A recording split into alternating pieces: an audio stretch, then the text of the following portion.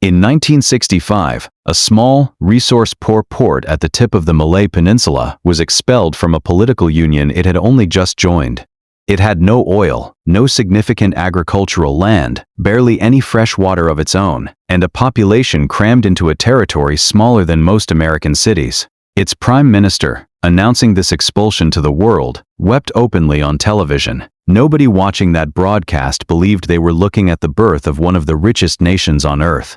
They were watching what looked, by every conventional measure, like a country doomed to fail. Fewer than 60 years later, that same country, Singapore, has a per capita GDP higher than the United States, higher than Germany, higher than Japan. Its port is among the busiest in the world. Its airline, its airport, and its financial sector are held up as global benchmarks. Meanwhile, Malaysia, the country Singapore was forced out of, and Indonesia, the vast archipelago next door, both endowed with enormously greater natural resources, larger populations, and larger land areas, remain solidly middle-income economies, still working to escape a development trap Singapore cleared decades ago. This is one of the strangest natural experiments in modern economic history. Three nations, sharing a region, a colonial legacy, and in some cases even ethnic and cultural roots, took wildly different paths. And the explanation for why has very little to do with luck, and everything to do with a specific, deliberate, and in some ways ruthless set of choices made by a small group of people who understood something about development that almost nobody else fully grasped at the time. Today we're going to unpack exactly what that was, and why the resource-rich neighbors of the region's poorest city ended up watching it become the richest. Let's start with the geography and history that most people get wrong from the outset, because the popular narrative of Singapore's rise treats it as an inevitable consequence of its port location. Singapore does sit at a genuinely valuable maritime choke point, the Strait of Malacca, through which a substantial share of global shipping trade passes. But strategic location alone explains very little, because plenty of strategically located ports throughout history have failed to convert geography into prosperity. Singapore's own geography had been valuable since Sir Stamford Raffles established a British trading post there in 1819, and for the following century and a half it remained a colonial entrepot, a place where goods passed through, not a place where wealth was generated and retained. Location created opportunity. It did not create the outcome. The real story begins with the political trauma of 1965, when Singapore was expelled from the Federation of Malaysia after just 2 years of union. It was expelled specifically because of racial and political tensions, primarily disagreements over whether Malay citizens should receive preferential treatment in a union increasingly dominated economically by Singapore's ethnic Chinese majority. This is a detail conventional retellings often smooth over, because it's uncomfortable, but it matters enormously for understanding what came next. Singapore's leadership, led by Prime Minister Lee Kuan Yew, found itself governing a small, ethnically mixed, economically vulnerable city with no hinterland, no natural resources, a housing crisis, high unemployment, and now no political union with the vastly larger neighbor that had previously supplied its water and much of its trade. From nearly every conventional development perspective in 1965, Singapore's prospects looked genuinely bleak.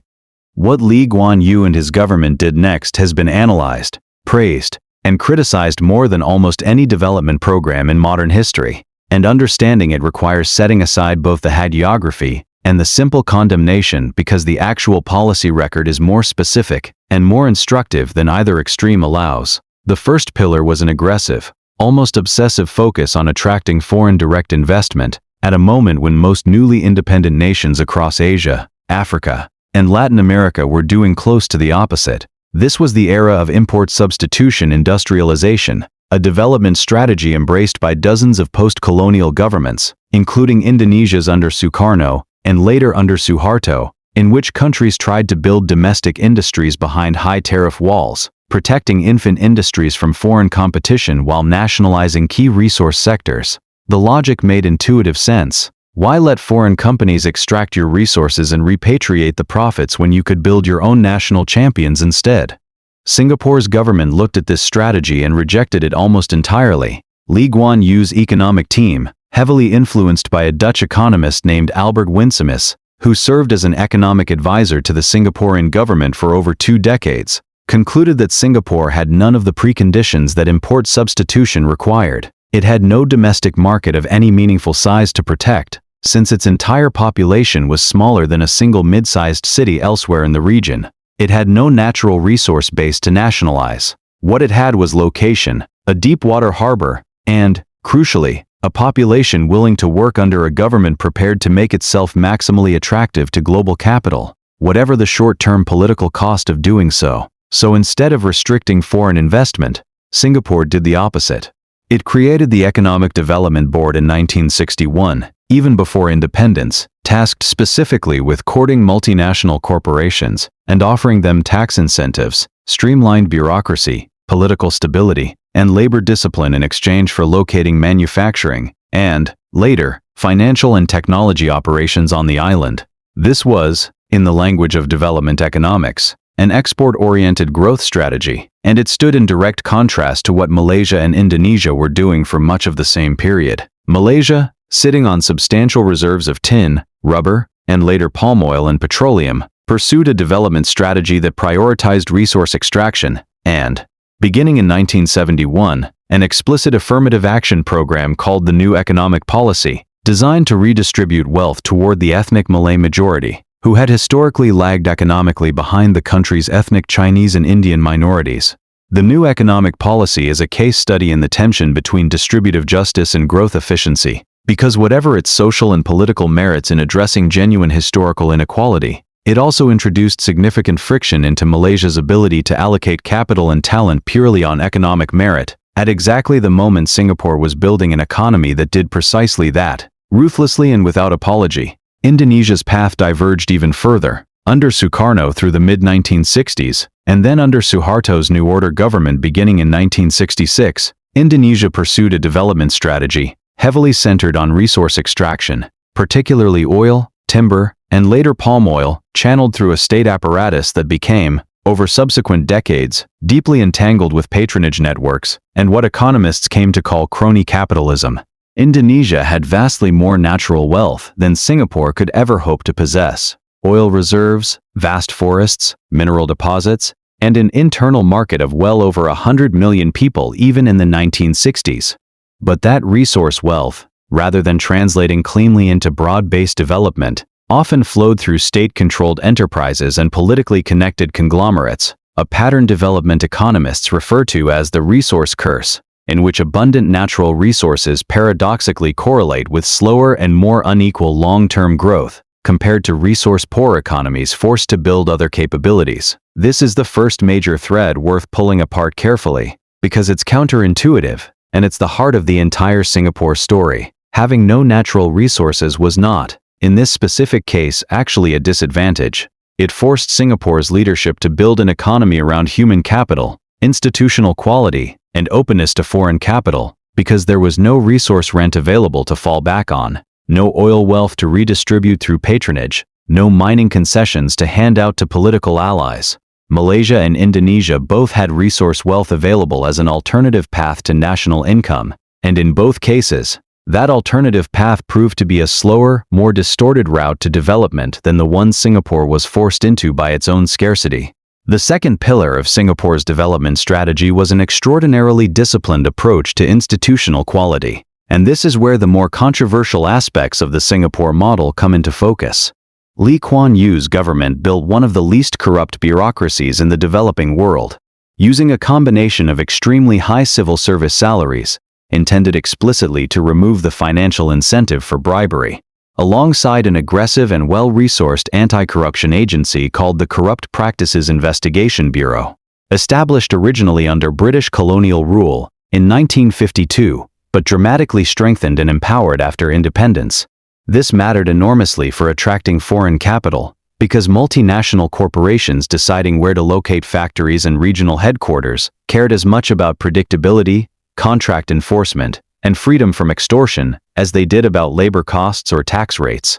Malaysia and Indonesia, by contrast, both developed reputations, in different ways and to different degrees, for the kind of political patronage and rent-seeking behavior that made doing business more unpredictable, more expensive in unofficial costs, and more dependent on political connections than pure commercial merit.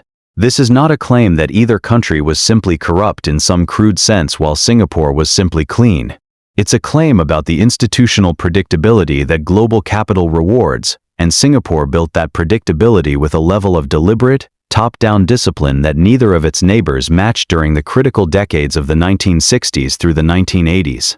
The third pillar, and perhaps the most politically uncomfortable one to discuss honestly, was authoritarian political control used explicitly in service of economic transformation. Lee Kuan Yew's People's Action Party dominated Singaporean politics almost without serious opposition for decades, employing defamation lawsuits against political rivals, tight restrictions on press freedom, and detention without trial under the Internal Security Act, inherited from British colonial law, against perceived communist and dissident threats. Singapore was not, and has never claimed to be, a liberal democracy in the Western sense.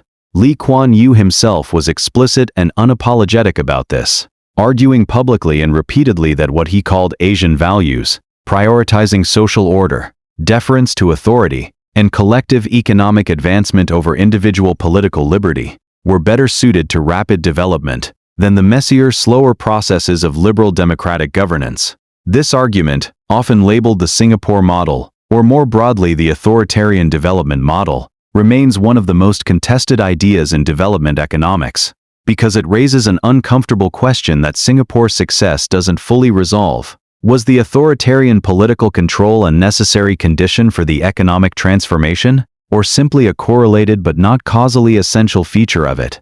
Malaysia, after all, has also maintained a dominant party political system for much of its post-independence history, with periods of significant restriction on political opposition, and it did not achieve anything close to Singapore's growth trajectory. Indonesia's Suharto government was arguably even more explicitly authoritarian and repressive for over 3 decades, and Indonesia's growth, while real and significant in absolute terms, still left the country solidly in the middle-income category by the time Suharto's rule ended in 1998, nowhere close to Singapore's trajectory into the ranks of the wealthiest nations on Earth. What this comparison suggests, and what many development economists have concluded after decades of studying the region, is that authoritarian control by itself explains very little. What made Singapore's version distinct was not simply the absence of political competition, but the specific combination of that political control with technocratic competence, anti-corruption discipline, and an economic strategy genuinely oriented toward broad human capital development rather than resource extraction or political patronage. Authoritarianism, in other words, may have been a permissive condition that allowed Singapore's leadership to implement difficult and sometimes unpopular policies quickly, but it was not, by itself, a sufficient explanation, because plenty of authoritarian governments in the same region and era produced dramatically worse outcomes. The fourth pillar, and one frequently underexplained in popular coverage of Singapore, is the government's direct, hands-on role in building human capital and specific industrial capabilities. Rather than simply attracting whatever foreign capital happened to show interest, Singapore's government invested heavily and specifically in technical and vocational education starting in the 1970s, anticipating the kinds of skilled labor that multinational electronics and precision manufacturing companies would require, essentially building the workforce those industries would need before those industries had fully arrived. This wasn't passive market following, it was active industrial policy, targeting specific sectors, petrochemicals, electronics, and later financial services and biotechnology, and building the educational and infrastructure pipeline to support each successive wave. The government-linked corporation model is central to this story, and deserves particular attention, because it complicates any simple narrative about Singapore as a pure free market success story. Companies like Singapore Airlines, PSA International, which operates the port, and Temasek Holdings, the state investment company that manages a portfolio of government-linked enterprises now worth several $100 billion, are not private companies operating independently of the state. They are majority state-owned enterprises that nonetheless operate with commercial discipline, professional management, and international competitiveness. This is a genuinely unusual hybrid model. Neither the pure state planning of Sukarno-era Indonesia, nor the pure private capitalism often associated with rapid growth economies, but something in between. State ownership, combined with commercial rigor and international market discipline. Malaysia attempted something superficially similar with its own government-linked companies and state investment vehicles, but the outcomes diverged significantly, in part because Malaysia's state enterprises became more entangled with the political objectives of the new economic policy and its successor programs, using state economic power partly as a tool of ethnic redistribution rather than purely commercial optimization. Indonesia's state enterprises, particularly under Suharto, became even more directly instrumentalized as vehicles of political patronage, distributing lucrative contracts and monopoly positions to politically connected individuals and family members, a pattern that would later be exposed in extraordinary detail following Suharto's fall from power in 1998 and the Asian financial crisis that preceded it. Which brings us to a critical inflection point that reveals just how differently these three economies were structured underneath the surface: the 1997 Asian financial crisis. This crisis, triggered by a collapse in the Thai baht that rapidly spread across the region, devastated economies throughout Southeast Asia, but it devastated them in strikingly unequal ways. Indonesia's economy contracted by roughly 13% in 1998 alone. Its currency lost the vast majority of its value against the dollar, and the crisis directly triggered the political collapse of Suharto's 32-year rule amid mass protests and violence. Malaysia's economy also contracted sharply, and its government, under Prime Minister Mahathir Mohamad, took the controversial step of imposing capital controls, restricting the free flow of money in and out of the country, a decision widely criticized by international financial institutions at the time but later reassessed by some economists as having limited the damage compared to countries that followed IMF-prescribed liberalization more strictly.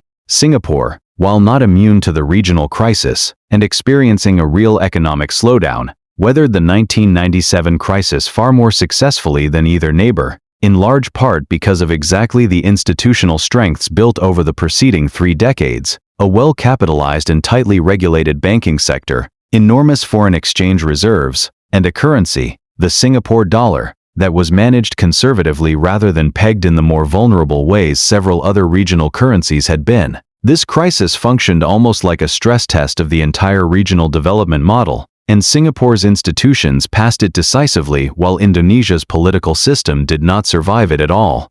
There's a demographic and social dimension to this story that also deserves attention, because Singapore's transformation wasn't simply an economic policy story. It was also a story about deliberate social engineering around housing, ethnic integration, and language.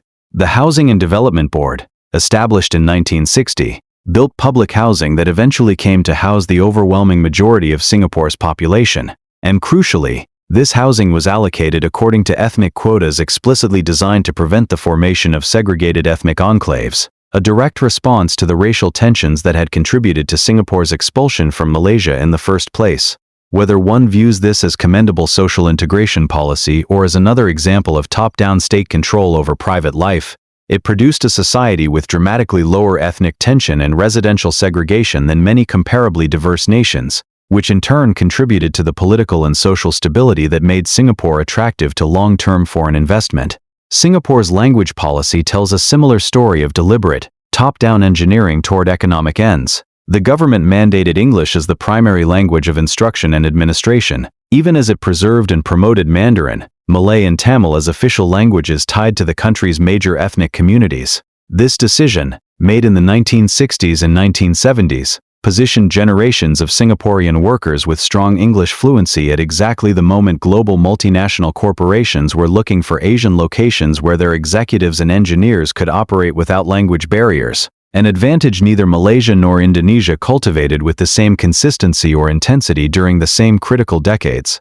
Now, it would be a mistake to tell this story as though Singapore's rise came without costs, or as though the comparison with Malaysia and Indonesia is purely a story of good decisions versus bad ones. Singapore's authoritarian political controls, restrictions on press freedom, and use of defamation law against political opponents represent a genuine trade-off against political liberty that Singaporean citizens have had limited ability to contest through open democratic competition. Housing policies that some praise as effective integration, others describe as invasive state control over deeply personal choices about where and how to live, and the concentration of wealth generation in state-linked enterprises, and financial services has produced a Singapore with genuinely high per capita income alongside significant, if often less visible, income inequality and a cost of living that has made the city one of the most expensive in the world for ordinary residents. Malaysia and Indonesia, for their part, made choices that, whatever their economic costs relative to Singapore,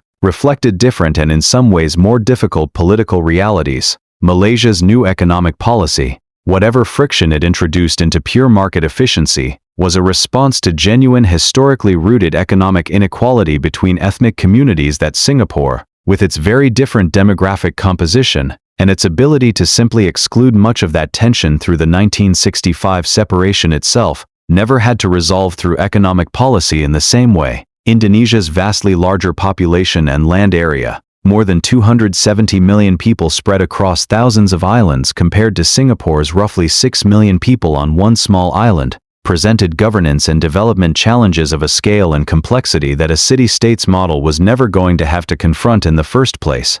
This is, in the end, the most important qualification to the entire Singapore success story. Scale and starting conditions matter enormously, and much of what worked for Singapore worked specifically because it was small, ethnically manageable through policy in ways that would be far harder at Indonesia's scale, and freed from the kind of vast rural hinterland and agricultural population that both its neighbors had to somehow bring along in their development trajectories.